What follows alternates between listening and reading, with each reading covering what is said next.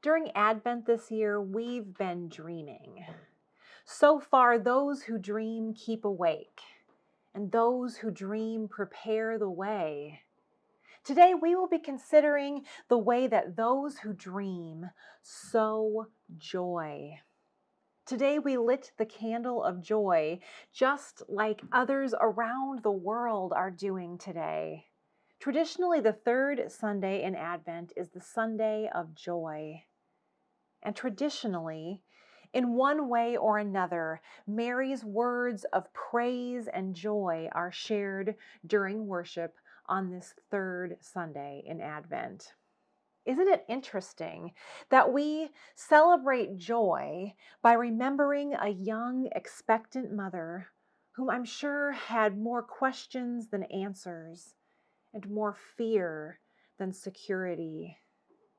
Expecting a baby is often a time of exuberant joy for many expectant mothers and their families, but this is not always the case. I've been thinking this week about the joy that I felt when I first learned that I was pregnant with Greta. My pregnancy was planned and joyfully anticipated. And even with that, in the realization, I kind of had this moment of, what have we done? Somehow everything had changed completely. I was ontologically something new.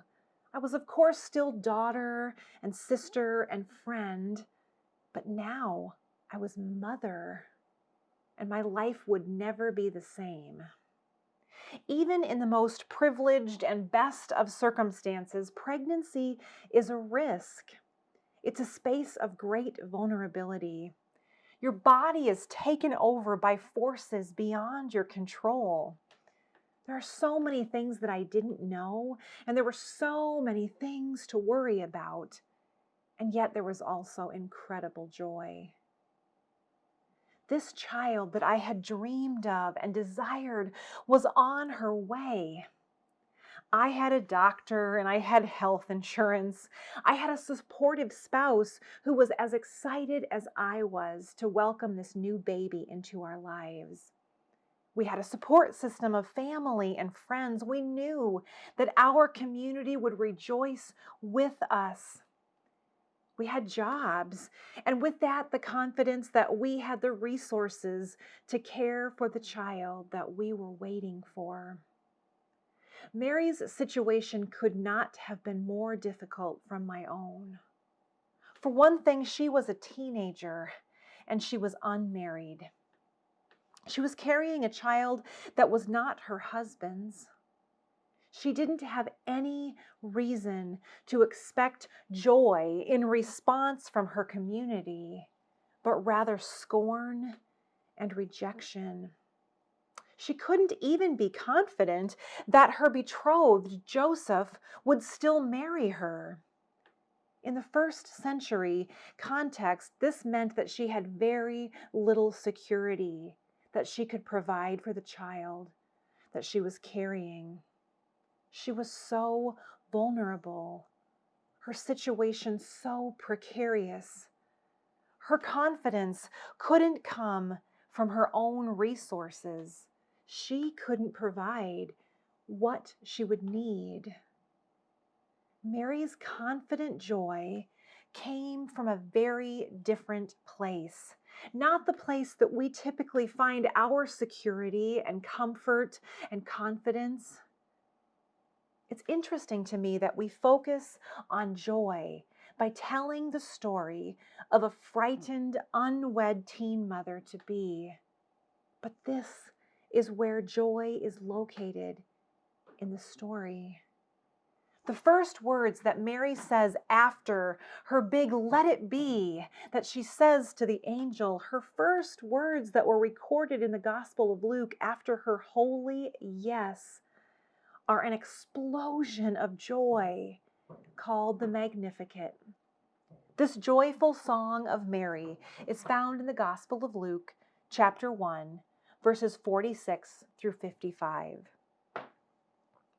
Mary said, "My soul magnifies the Lord. My heart exclaims the work of God, my deliverer. For God has seen the status of God's lowly servant, and rightly, from this time forward, all generations will see that I was blessed.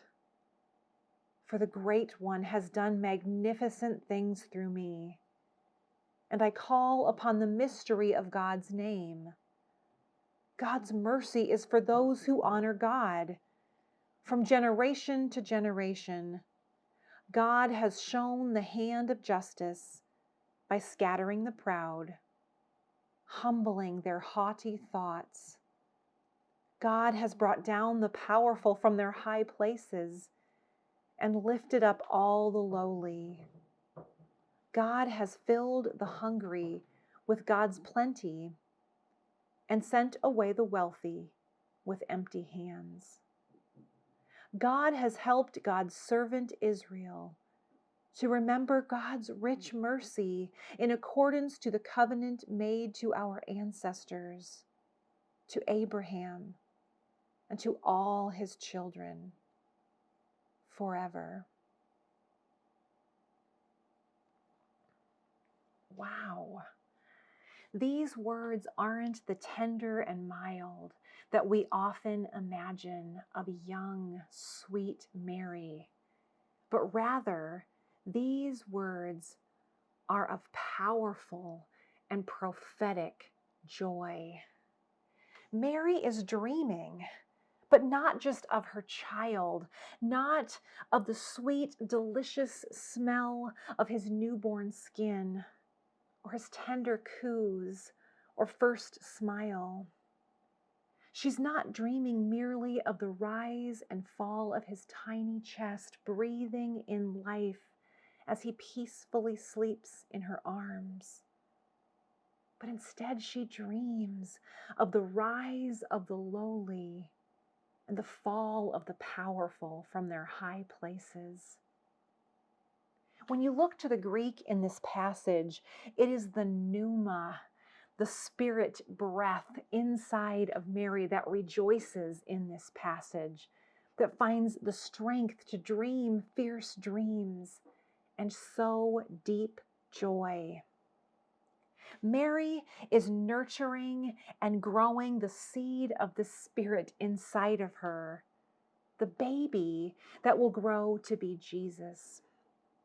She's growing this seed, and it seems all the while she's also planting seeds. This baby will grow to be the Jesus who teaches of the kingdom of God that is a reversal of the structures and systems and logic of empire. A kingdom of healing and wholeness where wrongs are made right, the rejected are welcomed, the hungry are fed, and the imprisoned are set free. A kingdom where there is more than enough for all to thrive. All of these things that Jesus will teach seem to have been germinating in the womb and the words of his mother. As she joins her voice with the prophets in songs of praise for what she recognizes is happening inside and through her in her moment in time. This is a song of deep joy. But oh, baby, there is hardship ahead for this child that Mary is joyfully awaiting. This mother's heart will be broken, and there is joy. The odds are stacked against Mary. By all worldly logic, there is more hardship than happiness in store for a woman in her circumstance. And there is joy. Frightened and lonely, who would believe her? Who would understand? She's received with rejoicing by her cousin Elizabeth, and Mary bursts into her song. The beautiful thing is that Mary doesn't sing her song alone. Instead, Mary is joining her voice with the ancient voice.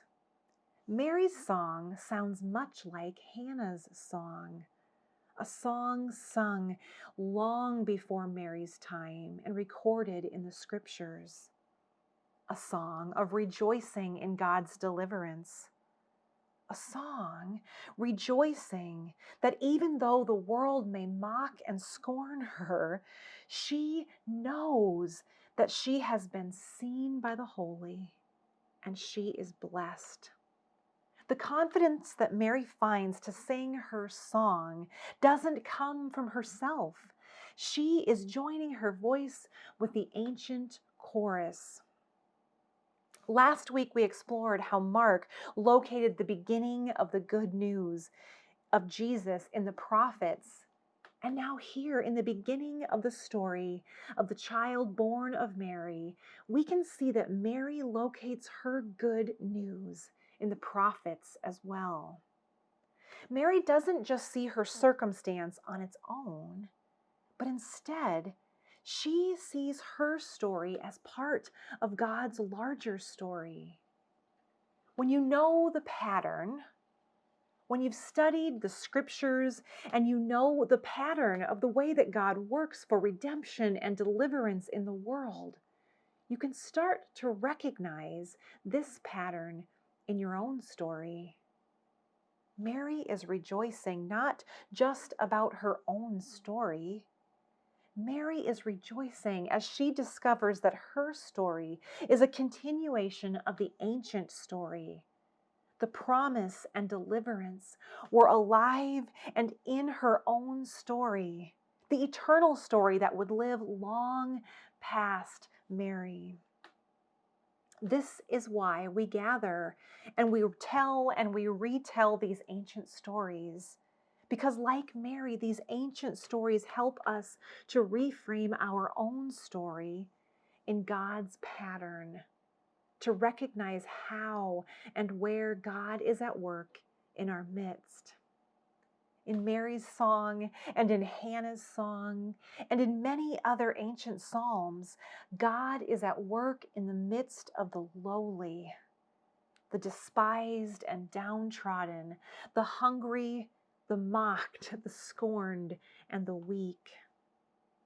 And when you find yourself in the position of the hungry or the mocked or scorned or weak, and you understand this holy pattern, how could you not rejoice? God is near, and joy is resistance. Joy is a word that has just grabbed a hold of me for a large part of this year. There's been so much stress and sadness and grief this year, uncertainty and fear. I've also experienced moments of deep joy. I've really been overflowing with gratitude a lot of the time this year because even in the midst of the struggles, we have a lot to be thankful for. But joy has been nagging on me. Sometimes, even when it comes from deep gratitude, I feel a little guilty feeling joyful. And I've asked myself so many times, is it okay to be joyful when so many are suffering? And time again this year, I've been reminded that joy is holy resistance. Brené Brown has called joylessness its own pandemic right now. She said being joyless creates pain, and then joyless people discharge their pain onto others. If this is the case, we can see that we are in desperate need of joy right now. Gary Hagen is the founder and CEO of International Justice Mission. This is an organization that works around the world rescuing people from modern-day slavery. The work that they do is challenging and it is heavy. They meet people in the midst of the most desperate and tragic situations imaginable. And Gary has been doing this work for almost 30 years. When asked how he has kept from being burnt out, how does he keep going and doing this hard work day upon day, Gary answered, joy is the oxygen for doing hard work. For Gary, finding joy and being joyful wasn't only okay when surrounded by suffering, but it was the very thing that made doing hard things possible, and it made working for justice sustainable work. Joy is the oxygen. That is so beautiful because Mary's pneuma, Mary's spirit breath, is what rejoices. Joy is her oxygen that allows her to do the hard things that have been asked of her in God's redemption story. When you think about it, it's pretty easy to be joyless right now. You don't have to search too hard to find a reason for joylessness. Honestly, some days it's tempting to be joyless. And it's easy to weaponize our joylessness. We are witnessing evidence of this in far too many places right now. If joy is the oxygen that sustains us as we live into our purpose, then joy isn't easy. I suppose happiness could come from a life of ease, but joy certainly does not, because joy is much deeper than happiness. Joy is rooted. Joy remains even when the things that we thought would sustain us and the place that we thought we could find our contentment, even when these places erode and crumble around us, joy remains rooted. So, plant and nurture those seeds of joy. Even if they don't sprout right away, even if they are tender and vulnerable, Mary's song is inviting us to plant seeds of joy. A joy that is found as we recognize God's patterns of holy wholeness, and we become aware of how our story intersects with God's bigger story. And we dare to tend and nurture the dreams that God has woven into us. So today I'm wondering, if joy is the oxygen, what is joy sustaining in your life? Where do you recognize God's holy pattern in the story you're living right now? What seeds of joy are you nurturing? Where is your joy rooted? What dreams has God woven into you?